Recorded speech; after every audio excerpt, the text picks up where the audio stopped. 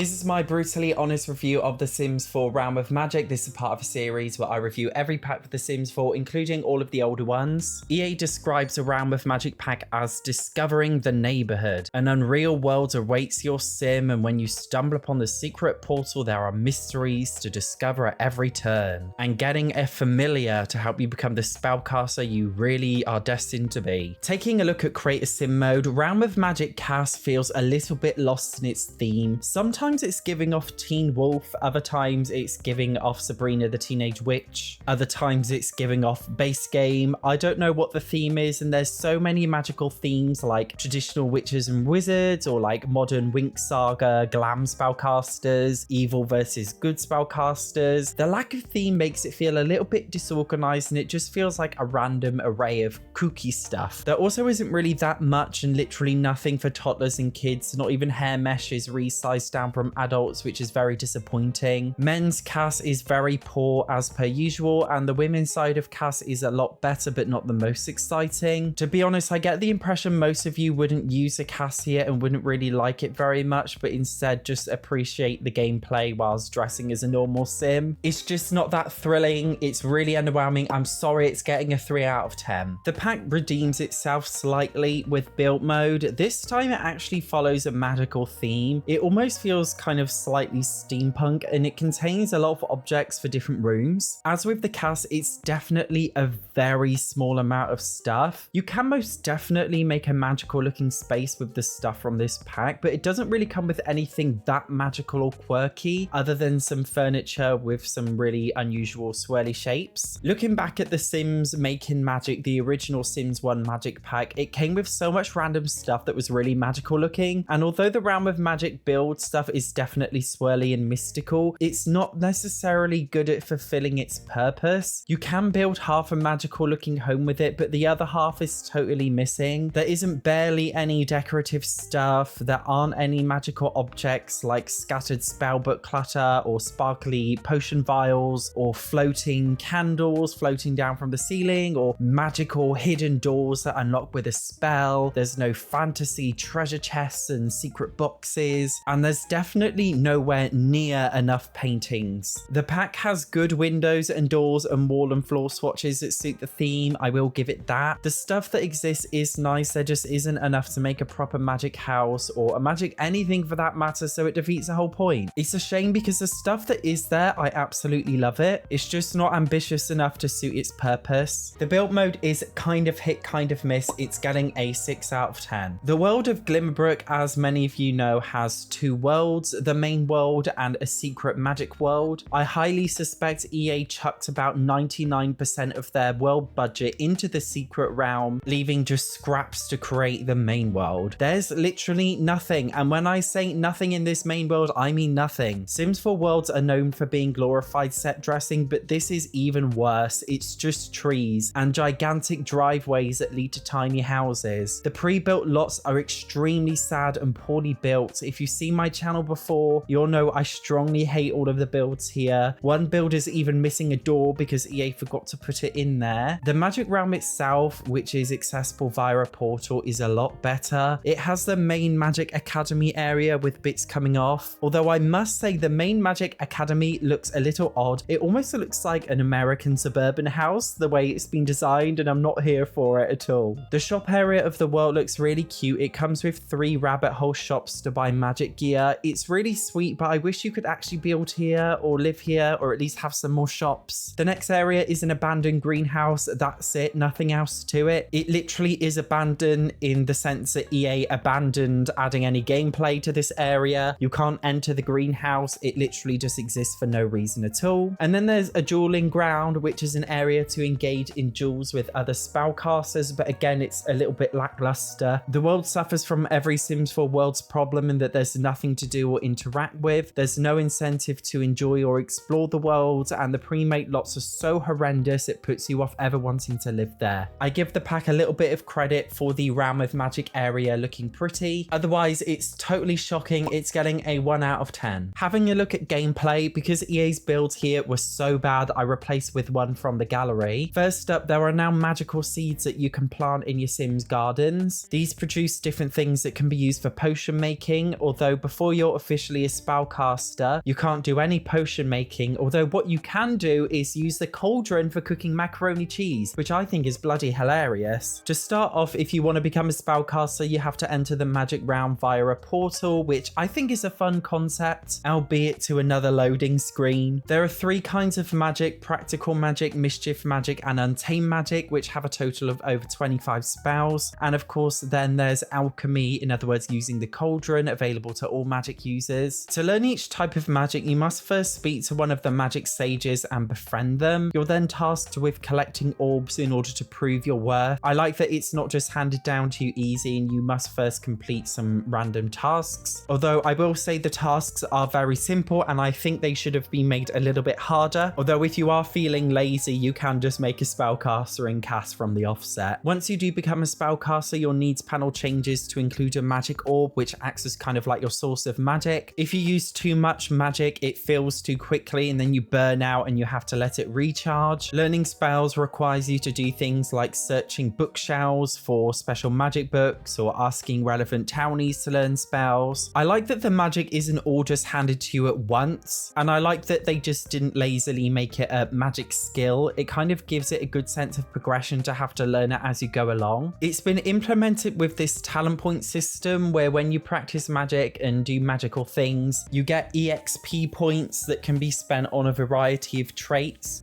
of which are unlocked as you rank up as a spellcaster. I love that there's a way to progress as a spellcaster, and it gives you a lot of motivation to keep on so you can unlock more and better powers. Gaining magic can be a little bit tedious and grindy at times, but I think rightfully so. Magic in The Sims 4 is very OP. It's honestly even better than using cheats in a lot of cases. Especially practical magic has so many uses like instant cleaning, instant repairs, gardening, and the super OP copying an object. Untamed magic and mischief magic are actually really similar and both very chaotic, and they allow you to do various things like setting objects on fire or freezing Sims. Sometimes if you're not careful, spells do backfire, so you do have to be careful. Magic is actually a lot of fun in this pack, and it brings back a lot of the chaos and craziness that was present in previous Sims games. It's really fun messing around with all the different spells, and not only that, but to actually have spells that actually have useful gameplay consequences. Luckily, there is a spell book, so you can keep track of all the spells that you learn and you can see where you need to progress and what to unlock. Alchemy is also a lot of fun. You can experiment and learn different kinds of potions, all of which actually have some quite good consequences. As with many things in The Sims 4, they merely just often offer moodlet changes. Don't get me wrong, a lot of the potions in Realm of Magic do offer moodlet changes, but there are equally a lot of potions that actually offer other effects, such as filling your Sims' needs, gaining skills faster, resetting your age, making other Sims fall in love with you. So even though a lot of the spells do offer simply moodlet changes, I do give it credit for actually trying to do other things too. As I mentioned before, you can get spellcasting ingredients from either gardening or buying them from the shop in the Realm of Magic world. From the shop is certainly a lot easier. You can also get various other things from these shops, such as wands, brooms, magic tombs, and familiars. Familiars are cute little pets that follow you around if you're a spellcaster, although don't get too excited, they aren't exactly pets. They're more so just animated blobs that follow your Sims around. And when you do the spellcaster duels, maybe they will protect you from an otherwise deadly spell. They are cute though, but I honestly think there should have been more of them. I also would have liked to have some super rare ones that you have to complete special tasks in order to get. I think it's a really big missed opportunity to do that. I also think the same for magic wands and magic spell books. I almost wish there was some kind of missions or tasks that you had to do to unlock rare items. It would have added a lot more depth to the pack, and it was a clearly missed opportunity. Another feature is dueling other Sims at Magic. You can either have a friendly duel or a heated duel, but you can also do dueling for a wager, like potion ingredients or special artifacts. I think it's a nice little feature to do. My Sim unfortunately lost most of their duels, and it ended up in my Sim getting a curse. The curse actually hindered Shanice from her ability to perform magic spells properly. Failing at certain things will result in your Sims getting a curse now and then. These curses can range from having uncontrollable laughter to a curse that causes a ghostly stalker to follow you around everywhere. Again, I think these curses add a lot of fun chaos back to The Sims 4 that was previous in The Sims 1, 2, and 3. The Realm of Magic pack can definitely be completed very quickly. I completed it in under 2 hours. You'll find it easy enough to complete the tutorial aspiration for the pack, although I don't think it's the end of the world that it's quite easy to complete, because once you have completed it, you can still use all of the spells and potions to make standard gameplay a lot more fun. It's not like the Vampires pack where you learn some random powers, but they can't really do much with them other than control Sims' minds. Spellcasters have full-on powers that actually make even vanilla gameplay a lot more fun. I think it's a good idea to make a Sim a spellcaster, for example, but then just randomly move to Willow Creek and live a normal life, but with magical powers. It actually makes it a lot more fun. This pack is not 100% incredibly in depth. It merely offers 1/5 of what we got in a singular expansion pack for The Sims 3 known as the Supernatural pack. Despite being a full-on game pack, there definitely needed to be a bit more. For example, there's literally no gameplay for kids. Child Sims deserve special powers, especially mischief magic. Or imagine having toddler Sims accidentally wreak havoc if they're born into a magical bloodline, which by the way is a thing. Sims 4 spellcasters do have genetic magic bloodlines. We also needed more to do in the magic world, such as magic spellcasters festivals of dueling, or group magical rituals, or secret rabbit hole areas in the world where you unlock a special cave and you can only unlock this cave with a special spell, and when you unlock it you find something secret in there, a magic spell book or a unique magic wand that you can only get from this one special place. I just feel like they should have gone a lot further with it, and right now I don't feel like it's worth the money. Across the board though, I think this is a really fun pack and definitely one of my favorite packs for the game. Even though it's really easy to complete, I think the spells themselves have replayability value and a lot of uses in the game. Apart from not really having great value for money, I actually think it's a good pack for gameplay, so I'm going to give it an 8 out of 10. Having a look at performance issues, when asking another Sim to duel, they had a lot of routing problems, and eventually the interactions were often just cancelling themselves. Sims also really struggled to know where to go to duel and often just went to the exact same place. Potion making also resulted in some awkward idle animations. I also found some of the aspiration goals were not completing, even though I clearly achieved them. Although the issues that I had were actually very minor and didn't really affect gameplay that much. This is actually one of the least buggy packs for The Sims 4, funnily enough. So it gets a 9 out of 10 for performance. Having a look at cross-pack play, cross-pack features were awful for Realm of Magic. Yes, it has all the standard stuff like get-together club activities, but there are no cross-pack spells. Where are the spells to change weather if you have seasons? Where are the spells to add cross-occult gameplay with vampires, mermaids, aliens, paranormal investigators, and werewolves? Where are the spells for casting on animals in cottage living, in cats and dogs? The only major cross-pack feature is that cats and dogs can be used as familiars instead of the random sprite blobs, but that's the only real cool one. This pack is meant for cross-pack play, and EA should have invested some more effort into the random cross-pack spells, and I'm really shocked that they haven't. The pack gets a 3 out of 10 for cross-pack play. So in total, The Sims 4 Realm of Magic is getting a 5 out of 10. By the way, if you're wondering where my face is, my camera died. This is a weirdly low score because I actually really love the pack. It's deceptively low. That's what it is, because the gameplay is the only thing really holding it together, and gameplay is of course the most important thing. So even though the score's low, if you're a live mode person, I do really recommend the pack. I think it's the best occult game pack for replayability value in my opinion. I think the main issue with the pack is the lack of direction. It's like it attempts to be a generic magic pack without sticking to a magic theme. They could have gone with like a traditional green witch theme with a crooked nose. They could have gone for like the sexy teen drama spellcasters theme. They could have gone for a Harry Potter-esque kind of magic theme. They could have gone for traditional fantasy. I think if it had a direction with the cast and the build mode, it would have been a lot better. But in all, I really love this pack and it's one of my favorite packs by far. I really hope you appreciate this video review. If you did, I have a playlist full of brutally honest reviews of Sims 4 packs that I update very, very regularly. So make sure you check it out. Otherwise, thank you for watching. I will see you in the next one.